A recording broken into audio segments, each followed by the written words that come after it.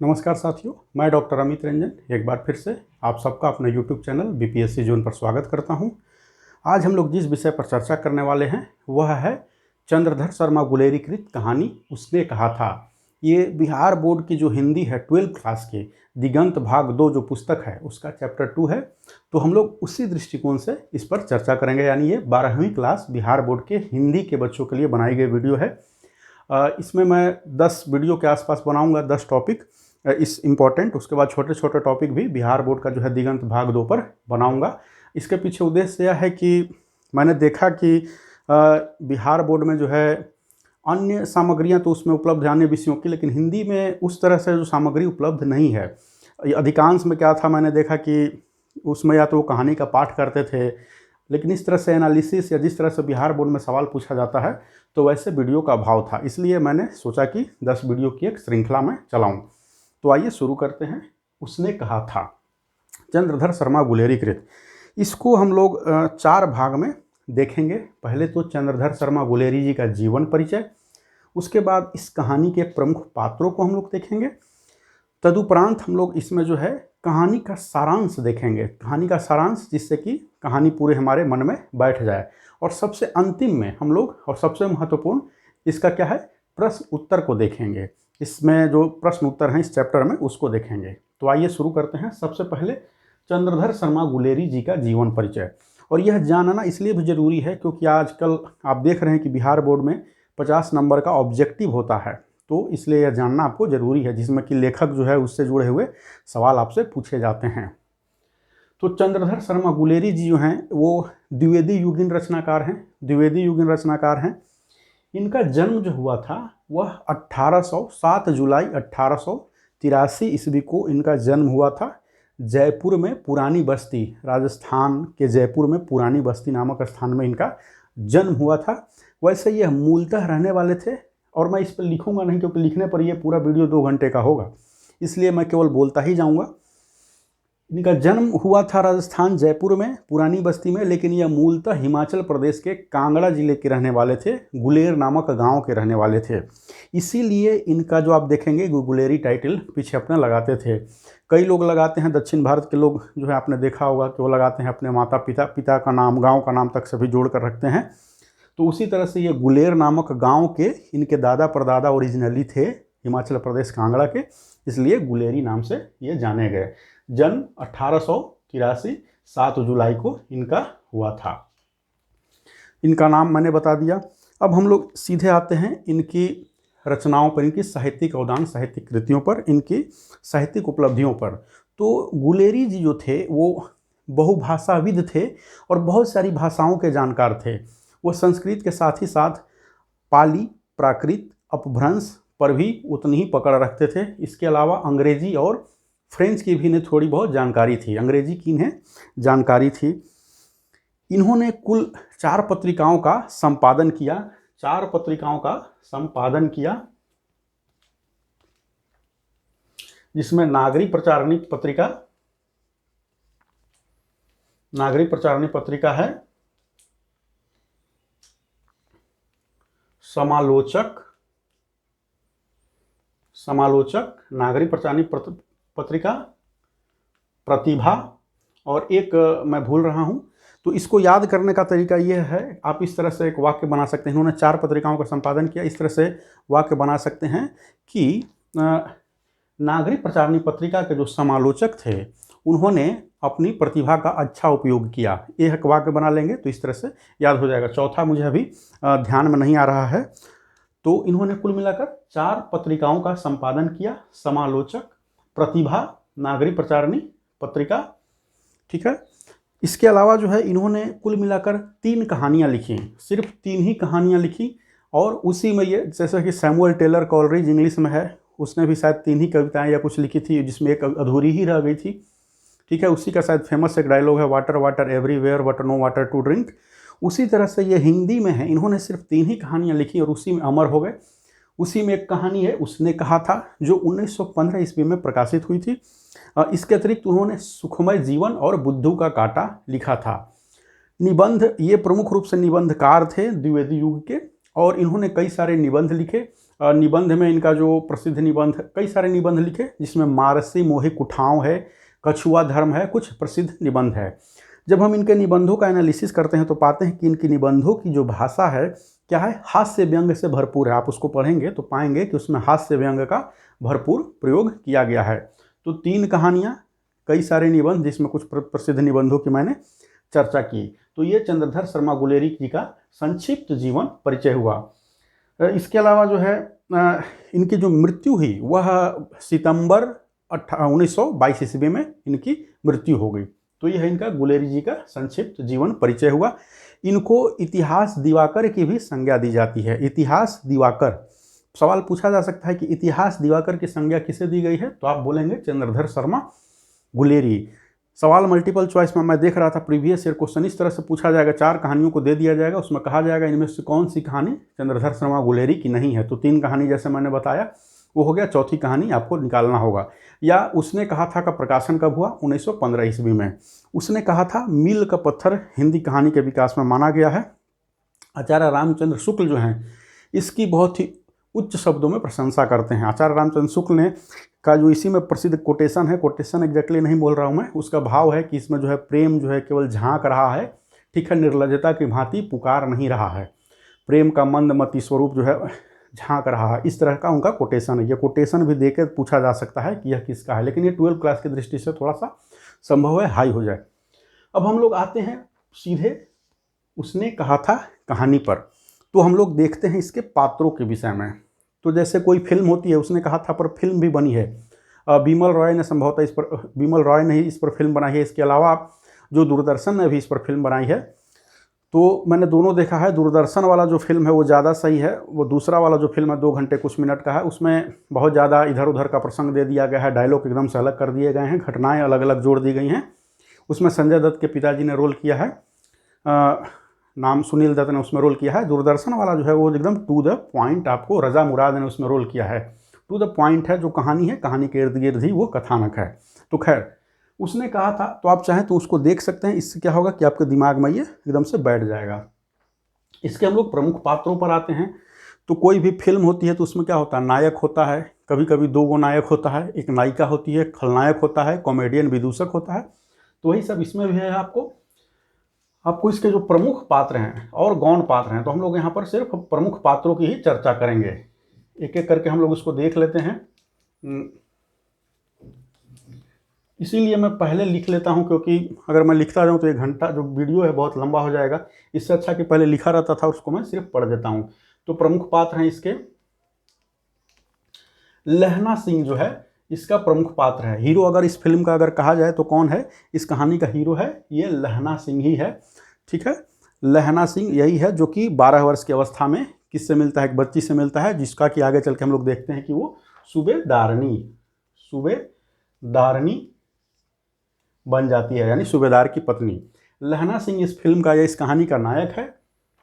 12 वर्ष की अवस्था में पहली बार मिलता है। फिर दूसरा परिचय हमारा कहाँ, युद्ध के मैदान में उससे होता है। दूसरी जो है नायिका जो है वह है सूबेदारनी। 8 वर्ष की उम्र में अमृतसर में यही लहना सिंह से मिली थी और इसका ब्याह सूबेदार से होता है। जिस सूबेदार से ब्याह होता है वह है सूबेदार हजारा सिंह। हजारा सिंह से इसका ब्याह हो जाता है सूबेदारनी का। ठीक है, हजार मतलब बहुत बड़ा हाथ मारना, इस ढंग से भी देख सकते हैं कि हजार बहुत बड़ा हाथ मारा। कैसे कि भाई सूबेदारनी हीरोइन को मिला इसको।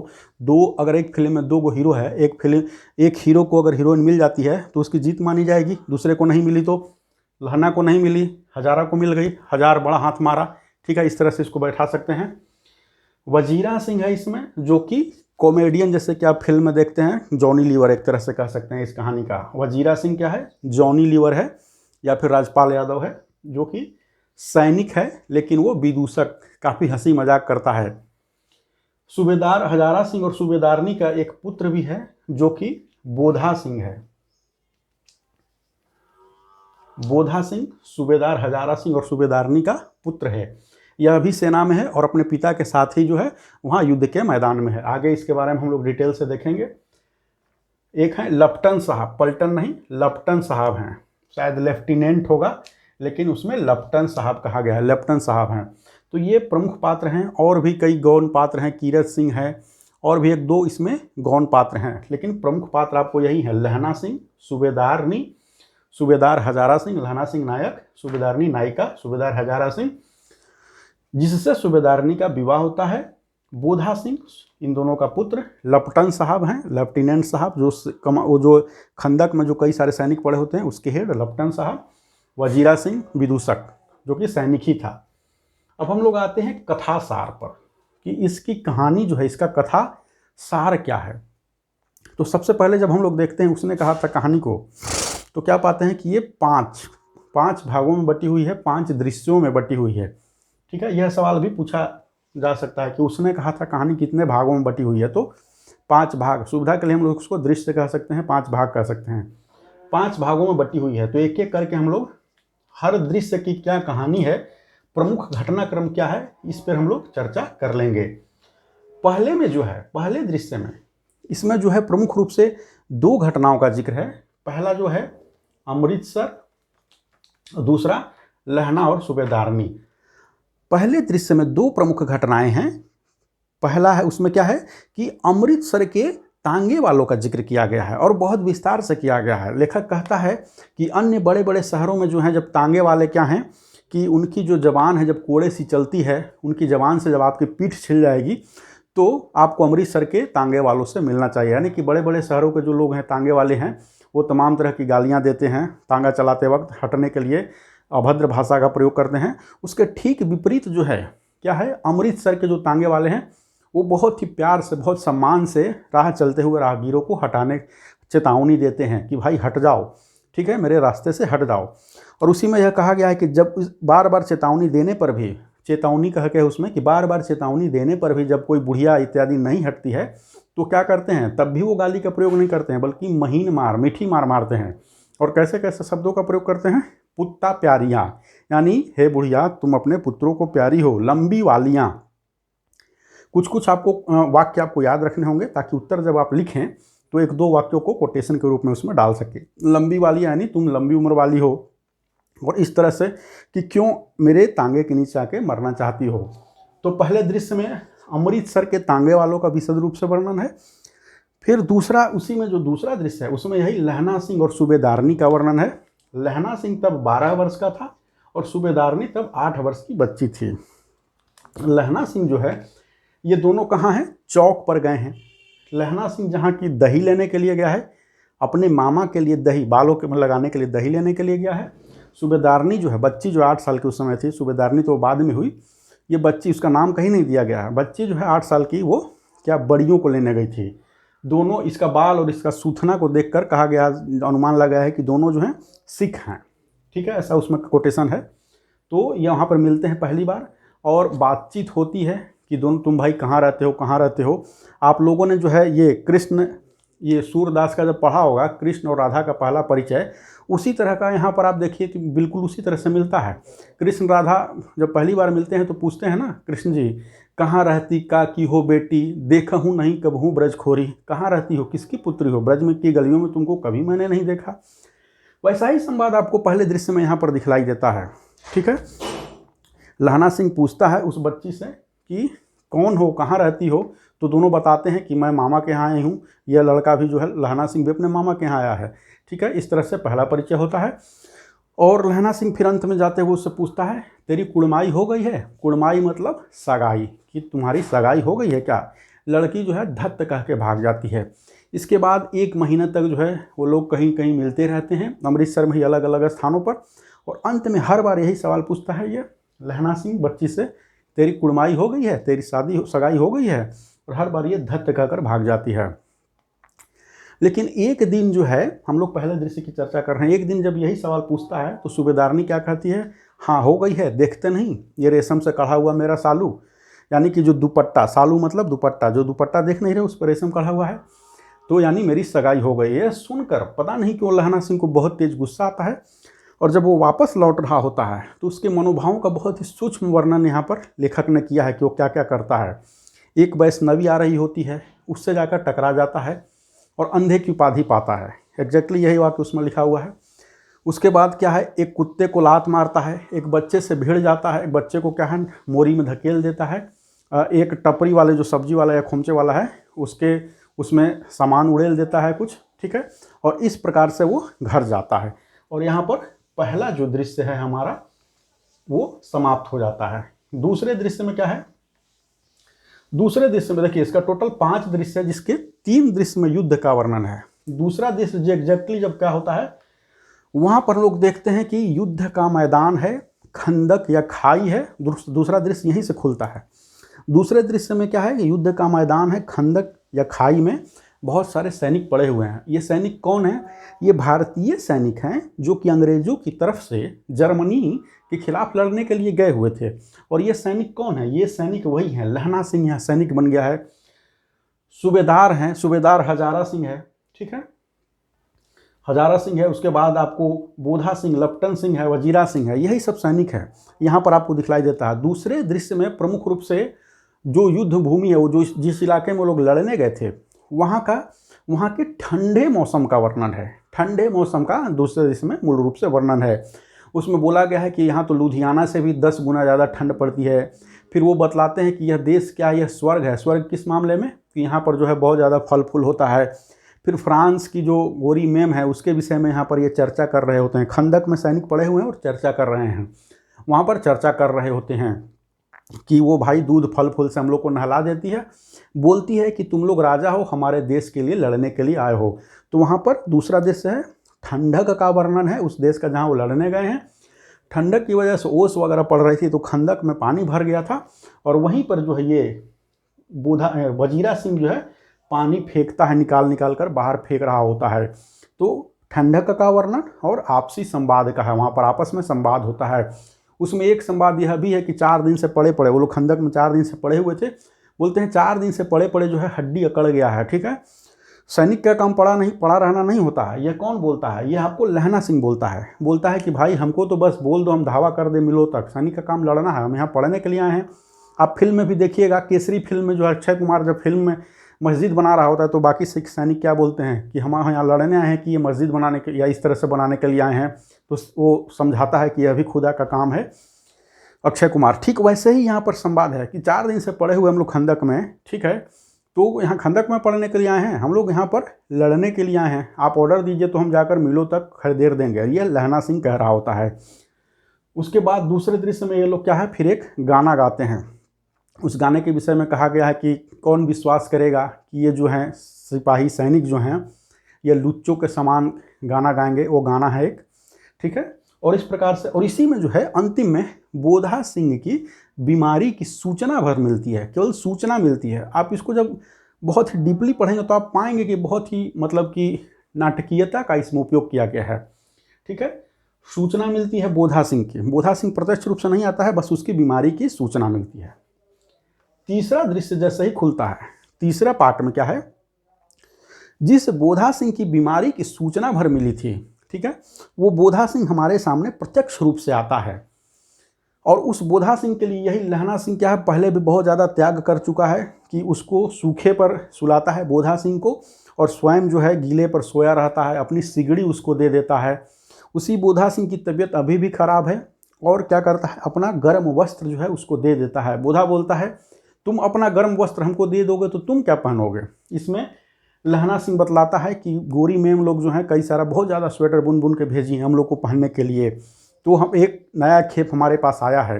एक कहानी बताता है और यह कहानी ही थी, सच्चाई इससे कहीं दूर थी, कुछ नहीं आया था। वो बस अपना ओवरकोट इसलिए देकर यह कहानी सुनाता है ताकि बोधा सिंह इसको स्वीकार कर ले। तो तीसरे दृश्य में बोधा सिंह प्रत्यक्ष होता है, बोधा सिंह लहना सिंह का संवाद है। और इसी में लपटन साहब की एंट्री होती है। तीसरे दृश्य में लपटन साहब की एंट्री होती है और वो क्या कहते हैं, वो आकर बोलते हैं सूबेदार हजारा सिंह से कि यहाँ से 2 मील की दूरी पर क्या है कि जर्मन मैंने कुछ देखे हैं, ठीक है, अभी तुरंत धावा बोलो। तो जो हजारा सिंह है, कई लोगों जो कि सूबेदार था वहाँ पर, वो कई लोगों को लेकर धावा बोलने के लिए चला जाता है। और वहाँ पर खंदक में सिर्फ 8 लोग बचे रहते हैं। एक 8 में जो है वो बीमार बोधा सिंह और लहना सिंह इत्यादि भी रहते हैं, और एक वजीरा सिंह भी उसमें रहता है। 8 लोग। कौन पीछे रहे, मतलब कौन वहाँ पर रुका रहे, इस बात को लेकर बहुत हुज्जत होती है। कोई रुकना ही नहीं चाहता है, सभी लड़ने के लिए जाना चाहते हैं। ऐसा कहानी में वर्णन है। तीसरा दृश्य यहाँ समाप्त होता है। चौथे दृश्य में या कहानी के चौथे पार्ट में क्या है कि सिगड़ी के पास लपटन साहब खड़े हैं। सिगड़ी अंगीठी, ठीक है, बोरसी जैसे गांव देहात में होता है वैसे ही अंगीठी, क्योंकि वहाँ ठंड बहुत पड़ रही थी, मैंने पहले ही बताया। तो और क्या है कि वो सिगरेट पीते हैं और सिगरेट जलाकर बढ़ाते हैं किसकी तरफ, अपने नायक लहना सिंह की तरफ बढ़ाते हैं कि लो भाई सिगरेट पी लो। यह देख के लहना सिंह का माथा ठनक जाता है। माथा क्यों ठनक जाता है? क्योंकि सिख सिगरेट नहीं पीते हैं, ऐसा उस कहानी में बताया गया। और ऐसी आम धारणा भी है कि सिख सिगरेट नहीं पीते हैं, और शायद सच भी है। वो उसकी ओर सिगरेट बढ़ाता है। लहना सिंह बड़ा चौंक जाता है कि 5 साल तक भाई इनके साथ हमने काम किया है, लपटन साहब की तरफ साथ मिलके, फिर भी ये हमको सिगरेट पीने के लिए दे रहे हैं, ऐसा क्यों? गोरी मैम भी सिगरेट इनको देती थी, इन लोग के मुंह में लगाती थी, और नहीं पीते थे तो वो सोचती थी कि ये सैनिक नाराज़ हो गए हैं। लेकिन उसकी स्थिति अलग है, वो फ्रांस की महिला नहीं जानती है इन लोग को। लेकिन 5 साल से लपटन साहब इन लोग के साथ काम कर रहे हैं। सिगरेट जब इसकी ओर बढ़ाते हैं लहना सिंह की तरफ, तो लहना सिंह का माथा ठनकता है। वो लपटन साहब का चेहरा देखने की कोशिश करता है। अंगीठी की रोशनी में उनको कुछ चेहरा दिखलाई देता है। देखता है कि बाल वाल कटवट गया है। किसकी तरफ? मतलब कि सैनिक या चोर की तरफ बाल वाल कटा हुआ एकदम छोटा छोटा है, जेल में जो होते हैं, जेल में जिनको बंद किया जाता है। और चेहरा मोहरा भी कुछ कुछ उस अंधेरे में ही, जो अंधेरी कम रोशनी थी उसमें लगता है कि अलग है। तो इसको डाउट होता है। तो फिर ये उससे बात करने लगता है लपटन साहब से, और ये बोलता है कि साहब हम लोग भारत कब जाएंगे, विदेश भारत वापस कब लौटेंगे, अपने देश कब लौटेंगे? तो लपटन बोलता है क्यों, यह देश तुमको पसंद नहीं है? मेरा देश क्या? बोलता है पसंद है सर, लेकिन अपना देश जो है वो अपना ही होता है, और पिछले साल जो हम लोगों ने शिकार किया था वो वाला मज़ा यहाँ पर कहाँ। और फिर जो है लहना सिंह बताता है, लपटन साहब से बात करता है कि सर आपको याद है आज से कुछ साल पहले जब हम लोग शिकार करने के लिए गए थे, नकली युद्ध करने के लिए गए थे, तब आप खोते पर सवार होकर गए थे, और जो मुस्लिम खानसामा था वो हम लोग के साथ चल रहा था, लेकिन मंदिर में जल चढ़ाने के लिए रुक गया था। ये लहना सिंह सारा कुछ लपटन साहब से बोल रहा है। चौथे दृश्य में खोते पर सवार होकर आप गए थे, मुस्लिम खानसामा मंदिर में जल चढ़ाने के लिए रुक गया था, और तब आपने नीलगाय का शिकार किया था। नीलगाय की जो सींग थी 2-2 फीट ऊंची थी। साहब आपने कहा था कि उसमें भूसा भरवा के मढ़वा के अच्छे से भारत में भिजवाएंगे, उसका क्या हुआ? लपटन साहब जवाब देते हैं कि भाई ऐसा है कि वो विदेश में ही, हम अपने वहाँ मतलब इंग्लैंड ही उसको भेज दिए हैं, भारत नहीं गया वो। बस इतना सब सुनना था। और ये हूँ कर रहे होते हैं लपटन साहब कि हाँ ठीक है सब याद है, बहुत अच्छा, सही कह रहे हो। कि अब जो है लहना सिंह का शक जो है पक्का हो जाता है। वो धीरे से जाता है वजीरा सिंह के पास और बोलता है कि लपटन साहब के वेश में मौत आई है। ठीक है, अब क्या है कहानी, अब सुनिए। वो लपटन साहब जो है नकली होता है, इनका जो ओरिजिनल लपटन होता है, लेफ्टिनेंट होता है, उसको जर्मनों ने या तो मार दिया था या कैद कर लिया था, और उसका ड्रेस पहन के इसको भेज दिए थे। ये व्यक्ति साफ साफ उर्दू बोलता था, ठीक है, किताबी उर्दू लेकिन बोलता था। इससे भी डाउट हो गया लहना सिंह को। और लहना सिंह को डाउट क्यों हुआ? पहला तो सिगरेट, उसके बाद जो उसने कहानी बताई थी, पहला खोता मतलब गधा, गधा पर लेफ्टिनेंट नहीं चलता है, गधा पर बैठ के लेफ्टिनेंट चलेगा। दूसरा मुस्लिम खानसामा, मुस्लिम भाई जो हैं वो देवी के मंदिर में जल क्यों चढ़ाने के लिए रुकेंगे? ये नकल तो कर लिया लेफ्टिनेंट, ड्रेस वेस पहन के आ गया, उर्दू भी सीख लिया, लेकिन भारतीय संस्कृति की उसको जानकारी बहुत थी नहीं। और तीसरा जो है वो बोलते हैं कि वो जो नीलगाय का 2 फीट का सिंग, नीलगाय का सिंग ही नहीं होता है। तो इस सब से इसको पक्का विश्वास हो जाता है। वजीरा सिंह को ये क्या कहते हैं, भेजता है कि जाओ जो हमारे सूबेदार जी लोग सैनिकों को लेकर गए हैं उसको वापस ले आओ, क्योंकि आगे भी ट्रैप होगा। ये चुपचाप निकल जाता है उनको बुलाने के लिए। और इसी बीच क्या है, ये लपटन जो है नकली लपटन है, जो जर्मन लपटन है, ये 3 जो है हथगोला लगा रहा होता है, अलग अलग जगहों पर 3 ग्रेनेड हथगोला लगा दिया होता है, और आगे की कार्रवाई कर नहीं खंदक में, और आगे की कार्रवाई उड़ाने की कार्रवाई कर नहीं जाता है कि पीछे से लहना सिंह उस पर प्रहार कर देता है और फिर सब बताता है कि मुस्लिम कब से जल चढ़ाने लग गए देवी मंदिर पे, खानसाम और वो उसका सिंह कब से होने लगा नीलगाय का। इसी बीच दोनों में हाथापाई होती है। लपटन एक गोली फायर करता है जो कि उसके जांघ में लहना सिंह के लगता है, और लहना सिंह गिर पड़ता है, लेकिन 2 गोली मारता है उनकी, और उनकी मृत्यु हो जाती है, लपटन की मृत्यु हो जाती है। इसी बीच क्या है, 70 जर्मन सैनिक जो हैं खाई में आक्रमण करने के लिए कूद पड़ते हैं, उधर से आ जाते हैं, क्योंकि नकली लपटन जो है यहाँ से सारे सैनिकों को उधर भेज दिया था और उधर से लेके आया कि इस पर आक्रमण करने के यहाँ मारो, उधर गिर के उधर मारो। 70 में आ गए, इधर से ये सिर्फ 8 थे, इसमें एक बोधा सिंह बीमारी था। ये लोग आपस में लड़ते हैं, कई जर्मन मरते हैं, लेकिन फिर भी वो चूँकि 70 थे तो हावी होने लगते हैं। इसी बीच क्या होता है कि वजीरा सिंह संदेश लेकर वहाँ पहुँच जाता है, बहुत ज़्यादा दूर गए नहीं थे वो लोग, ठीक है, हजारा सिंह, कि भाई धोखा और ये सब झूठ है। वो लोग फिर उधर से वापस आ रहे होते हैं और जर्मन सैनिक जो हैं, देखिए जैसे ये खाई है, ये जर्मन सैनिक जो 70 आए और फिर ये इधर से जो गए थे हजारा सिंह के साथ, ये तो जर्मन सैनिक जो हैं क्या है, सैंडविच बन गए इन 8 और इन हिंदी भारत की सेना के बीच, और इनको एक एक करके मार दिया जाता है, अधिकांश को मार दिया जाता है। यहाँ पर जो है चौथा दृश्य समाप्त होता है। हम देखते हैं लहना सिंह घायल हो गया है और वो बहुत ज़्यादा बुरी तरह घायल है, दूसरी गोली भी उसको लगती है, लेकिन वो इतना ज़्यादा घायल है किसी को पता नहीं है। लारी वगैरह आती है, लोगों को ले जाती है, इन जर्मन सैनिकों के लाशों को ले जाती है। लहना सिंह से भी कहा जाता है कि भाई तुम भी जाओ। वजीरा ये बोलता है, सूबेदार बोलते हैं, सूबेदार हजारा सिंह की चलो चलो तुम्हारा भी इलाज करवाए। वो इनकार कर देता है, बोलता है हम अभी यहीं पड़े रहेंगे जर्मन सैनिकों की लाश को लेने के लिए, और जब नई 5वां दृश्य है ये, जब आएगी तब हम उसके साथ चले जाएंगे। लेकिन उसको पता लगभग चल गया था कि मेरी अंतिम समय मेरा आ गया है। और इसी अंतिम समय में 2 दृश्य उसकी आंखों के सामने चलते हैं। जब इंसान मर रहा होता है तो कहते हैं कि जो पुरानी स्मृतियां एकदम से जीवंत हो उठती हैं, ये कहानी में भी कहा गया, और ये एक सर्वमान्य तथ्य जो भी हो, सर्वमान्य बात भी है, ठीक है। और 2 चीज़ें उसके सामने पूरी तरह से क्या है कि आने लगती हैं। 2 दृश्य उसके सामने आता है। मरते हुए लहना सिंह का 5वें दृश्य में मरते हुए लहना सिंह का क्या आता है, 2 दृश्य। पहला वही जो अमृतसर के उसमें मिला था, 8 साल और 12 साल का जब था, सूबेदारनी से बच्ची से मिला था, सारी घटनाएं उसको याद आने लगती हैं। उसको संदेह भी होता है कि कभी मिला भी था या बस कल्पना थी, सपना था। वो मृत्यु के कगार पर है। फिर जो है दूसरा दृश्य उसको क्या याद आता है कि 25 साल बाद जो है लाम छुट्टी में घर आया था, एक ज़मीन की मुकदमे की पैरवी करने के लिए छुट्टी घर आया था। तो लाम पर वापस जाने का संदेश मिलता है कि भाई युद्ध शुरू हो गया, आइए आप लोग। तो जब ये लहना सिंह वापस जा रहा होता है तो सूबेदार बोलता है कि मेरे गांव से होते हुए चलो, क्योंकि उसका गांव रास्ते में पड़ता था। और जब लहना सिंह सूबेदार से मिलने के लिए जाता है हजारा सिंह से, तो क्या है, सूबेदार बोलता है कि सूबेदारनी तुमको बुला रही हैं, वो जानती हैं तुमको। ये सारा दृश्य इसको याद आता है 5वें में। वहाँ पर जाता है, देखता है कि वही बालिका है जो 8 वर्ष की जब वो थी, जो मिली थी अमृतसर के बाज़ार में चौक पर मिली थी, ठीक है। और वो सूबेदारनी अब बन गई है। सूबेदारनी बोलती है मैंने तो तेरे को पहले ही बार में पहचान लिया था, ठीक है। और फिर उसके सामने बोलती है कि यही बोधा सिंह एक बेटा हुआ था, यह भी फौज में हो गया है, पति भी फौज में है।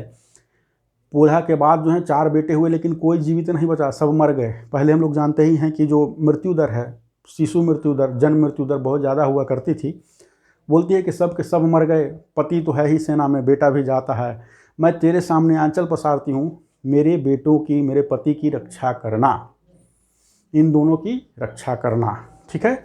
और 5वें दृश्य में, और यही 5वें दृश्य में ये बोलता है लहना सिंह कि बोल देना कि उसने जो कहा था मैंने कर दिया। और यही से कहानी का नाम आता है, उसने कहा था, उसने जो कहा था वो मैंने कर दिया। उसने क्या कहा था कि मेरे पति और बेटों की रक्षा करना, आंचल पसार के भिक्षा मांगती है।